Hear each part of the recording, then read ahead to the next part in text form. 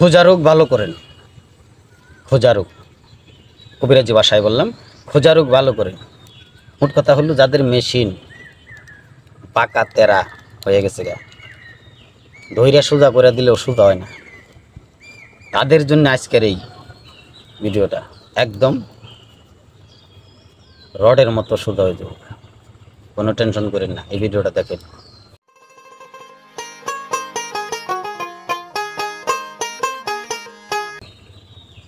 আসসালামু আলাইকুম হুজুর। ওয়ালাইকুম আসসালাম রহমতুল্লাহি ওয়া বারাকাতুহু। হুজুর, আপনার কাছে একটা সমস্যা নিয়ে আসছি। সমস্যাটা হলো, চ্যানেলের কমেন্ট বক্সগুলো দেখলে বোঝা যায় যে বর্তমান সমাজের কি অবস্থা। বিশেষ করে এই পর্নোগ্রাফি দেখে দেখে যে অবস্থাগুলো হইতেছে, তাতে বোঝা যায় যে মানুষের আসলে সহজ বাংলায় বললে গোপন অঙ্গ আর কি। গোপন অঙ্গটা দেখা গেছে অনেকের বাঁকাতেরা কিংবা যেমন ধ্বজভঙ্গ বলা হয়। ধ্বজভঙ্গ বলা হয়, কিংবা হাত দিয়ে টাইনে ধরে সোজা করলে তাই সোজা থাকে না।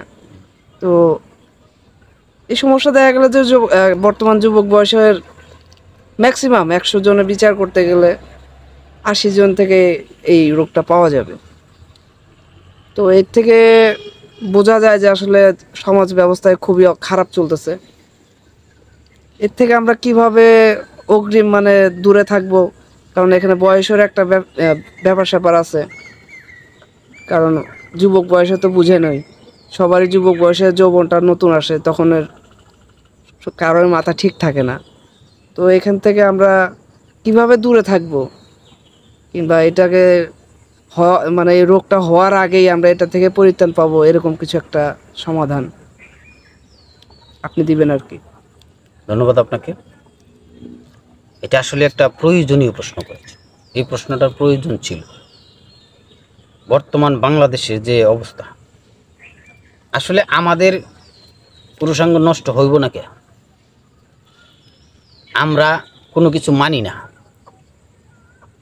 বর্তমান দেখেন, বাংলাদেশে বর্তমান সাধারণ শিশুদেরকে মানুষ কি করে পারে? এরা কত বড় জানোয়ার!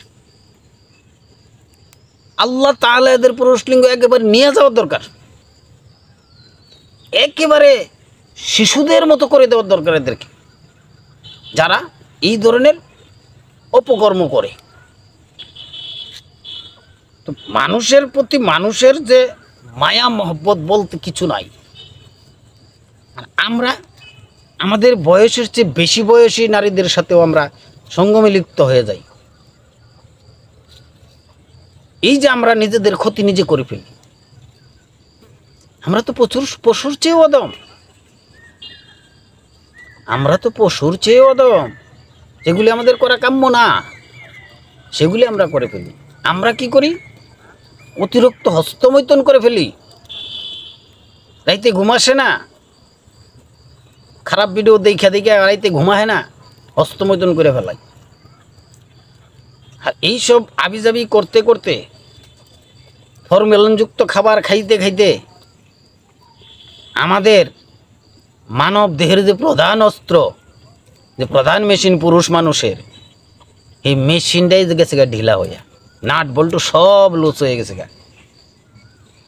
এখন আর এই নাট বল্টু লুজ হয়ে গেছে, মেশিন আর চলেই না। যতই তেল মালিশ করি, যতই তেল মোবিল দেই, মেশিন চলে না। মেশিনরে কত কই যে চল চল, চলে না।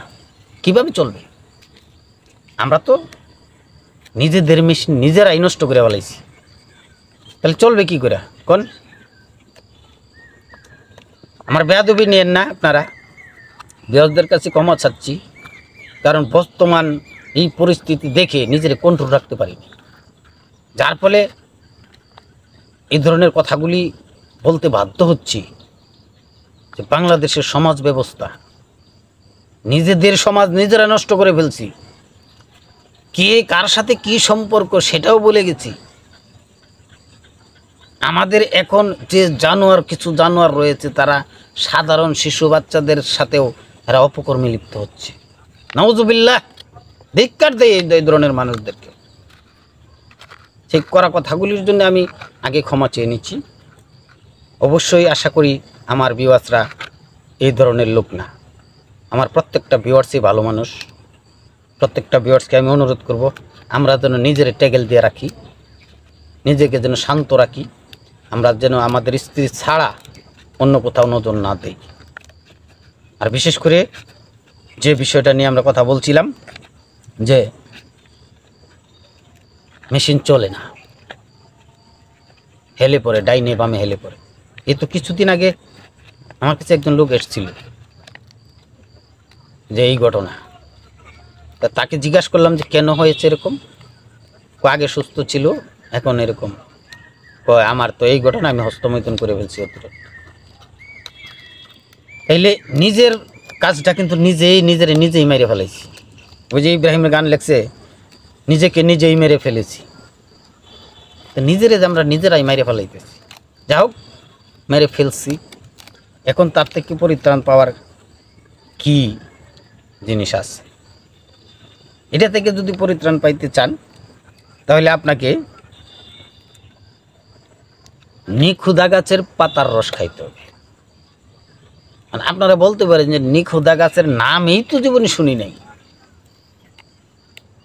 তাহলে আমরা গাছটা চিনব কি করে? আসলে ভাইজান, এই গাছটা আমি আপনাদেরকে দেখিয়ে দেব। এক এক এলাকায় এক এক নাম বলে, কিন্তু কবিরাজি ভাষায় এটাকে নিখুদা গাছ বলে। আর সেই নিখুদা গাছটা আমি আপনাদেরকে দেখিয়ে দিচ্ছি। সেই গাছের রস কিভাবে খাবেন সেটাও বলে দিচ্ছি। আর এই রসটা নিয়মিত যদি খাইতে পারেন, আমি যে নিয়মে বলবো, আপনার এই মেশিন যে নষ্ট হয়েছে, জং ধরে গেছে, ভেঙে গেছে, হাইলা পরে নাট মাট সব লুচ হয়ে গেছে, সব ঠিক হয়ে যাব, কোনো টেনশন নাই। আপনারা টেনশন করেন না, মন খারাপ করার কিচ্ছু নাই। আপনাদের জন্য আমি এটা দিয়ে দিচ্ছি। আপনারা প্রথমে নিখুদা গাছের পাতা নেবেন, অনেকগুলি পাতা নিয়ে 2 চামচ রস বের করবেন। কয় চামচ? 2 চামচ। 2 চামচ রস বের করবেন। তারপরে 5 গ্রাম গাওয়া ঘি নেবেন। গাওয়া ঘি মানে গরুর দুধ থেকেই তো ঘি হয়, সেটাকে গাওয়া ঘি বলে। 5 গ্রাম গাওয়া ঘি নেবেন। 1 চামচ কালো জিরার তেল নেবেন। এই টিপসটা আমার দেওয়া না, এটা লুকমান হাকিমের দেওয়া। এটা আমি দিচ্ছি না, এটা বিশ্ববিখ্যাত কবিরাজ জালিনুর সেও বলেছে এই কথাটা। তো কি বলছিলাম, 2 চামচ নিখুদা গাছের পাতার রস, 5 গ্রাম গাওয়া ঘি,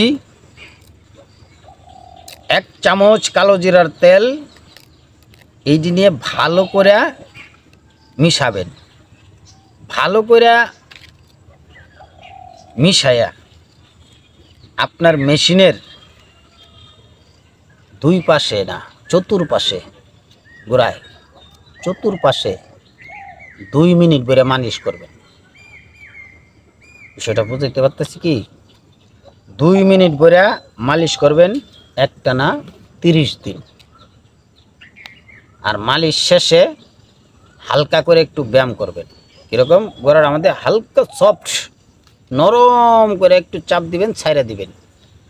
আবার ওই পাশে নরম করে একটু চাপ দিবেন, ছাইরা দিবেন। এটা করবেন।